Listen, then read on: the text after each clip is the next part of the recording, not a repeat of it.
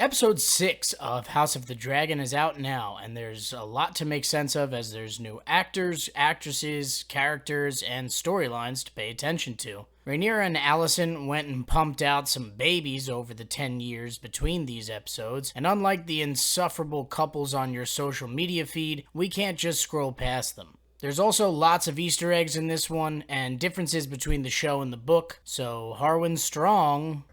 You are the father!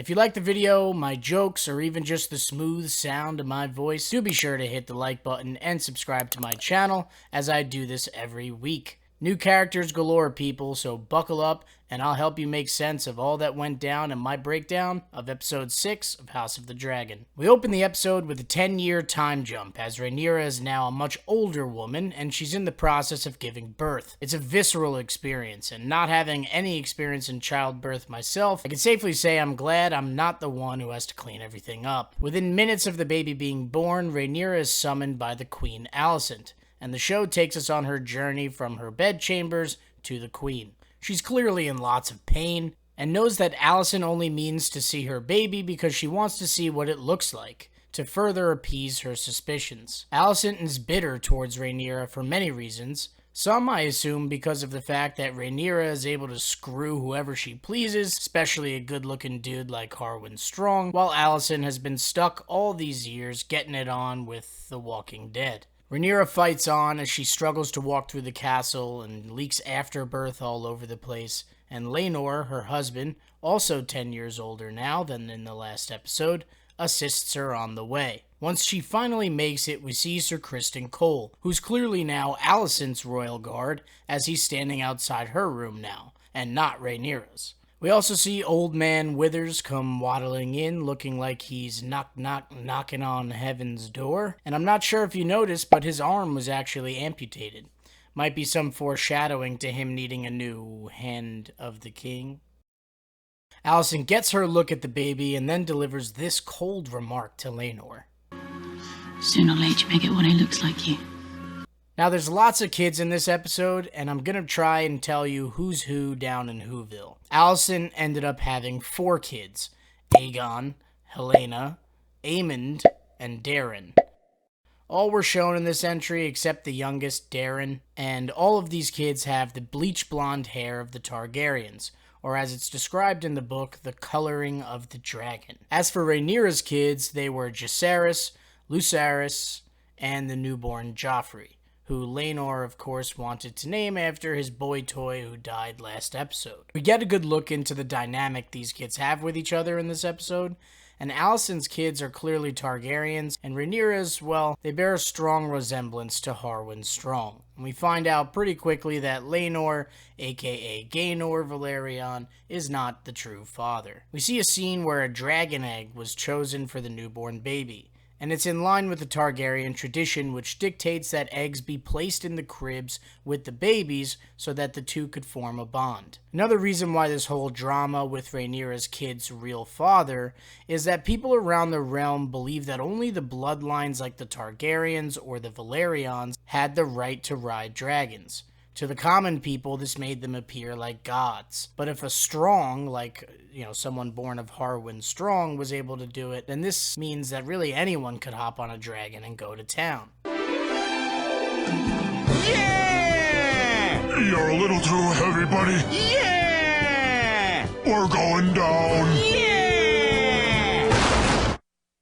Yeah! We see the kids in the dragon pit, and you might recognize this setting from Game of Thrones Season 8. It's where the big meeting was held in the last episode, and where they decided Bran was to be king because he sat there being useless for 2 seasons, but had the best story?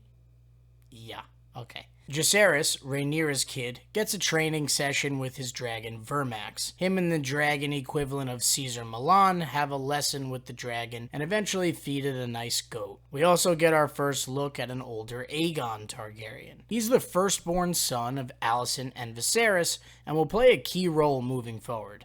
He's snotty, arrogant, and potentially even a sociopath. We see him later choking his chicken and just overall shows a total disregard for the kingdom or its people.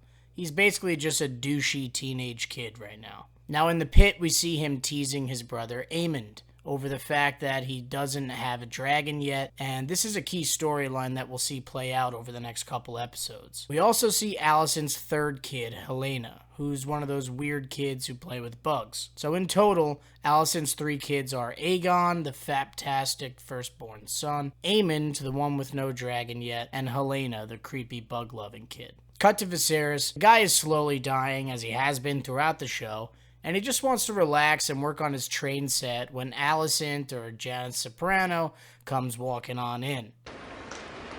I swear to God, I'm throwing all this shit right in the garbage. It's my hobby, Janice. Why you gotta belittle it? He's always being interrupted with BS, and in this instance, it's Alicent who communicates her suspicions of Rhaenyra's kid's true father. Viserys denies them, of course, as he's fully aware of the consequences that could come of such a wild accusation. Viserys is a people pleaser.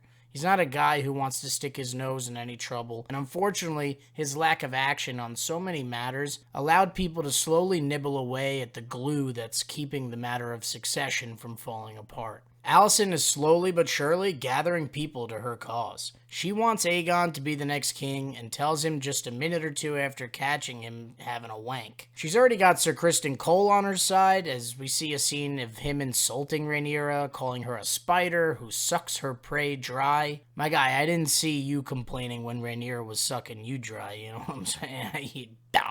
Alicent is pretty good at this King's Landing political stuff, and all her scheming is casting a dark cloud over those around her. Aegon doesn't even care to become king, and it's his mother who is really making it happen. This is the same as it is in the book, where she makes these moves because she feels that once Rhaenyra takes the crown, she'll have her kids killed in order to snuff out any ideas on a better successor than her for the throne. Now we cut to the free city of Pentos, where Daemon and Laena are living a nice, comfortable life. They're vibing out, flying on their dragons. We even get a shot of Daemon flying through dragon fire, which, as we know, Targaryens are immune to. They have 2 twin daughters together named Rhaena and Baela. So there's Laena, Rhaena, and Baela, which honestly might as well be Blade. Laser. Blazer. Essentially, in this scene, we see a Lord of Pentos hoping to keep Daemon and Laena there in order for them to live out their days in peace, but to also protect themselves from a potential incursion from an alliance between Dorne and the Lords of Lys. Daemon contemplates the offer and actually wants to do it. He likes the fact that there's really no political crap here to deal with. In the books, Viserys even talks about how once Daemon had kids, it calmed him down tremendously. However, Laena dying by self-inflicted Dracarys will definitely change him moving forward. In the next scene, we see Criston Cole training the kids in the courtyard. We can see the sons of Alicent and Viserys wearing green, and Rhaenyra's kids wearing red and black. Harwin Strong ends up getting pissed off after getting accused of caring for the kids as if they were his own. He was pretty obvious about it. But he beats the crap out of Criston Cole, which I love to see, because Criston was really being a pompous scumbag in this scene, and gets expelled from the City Watch. We see a scene where Harwin and his father Lionel discuss the rumors of him being Rhaenyra's kid's father, and they both know it's true, but of course Lionel's concerned as to how Alicent's suspicions are growing stronger. She's clearly attempting to rally people to her cause at this point, and he knows it. So he eventually proposes to send Harwin back to Harrenhal and escape these rumors before they come to roost. Now, it also looks as if Laenor has a new mans here, and this guy's name is Sir Carl. And believe it or not, he actually has a pretty significant role moving forward in the story, so keep your eye on that guy. In the next scene, we see another session of the Small Council. Alicent and Rhaenyra do not like each other, and it's very clear at this point. In a cool nod to Game of Thrones, they actually mention House Tully for the first time. Why was this issue not brought before Lord Grover? Well, he's also a Tully. So Rhaenyra ends up suggesting to the council that her son Jacaerys and Alicent's daughter Helena get married in order to prevent a civil war. And it's a bit of a slap in the face to Alicent.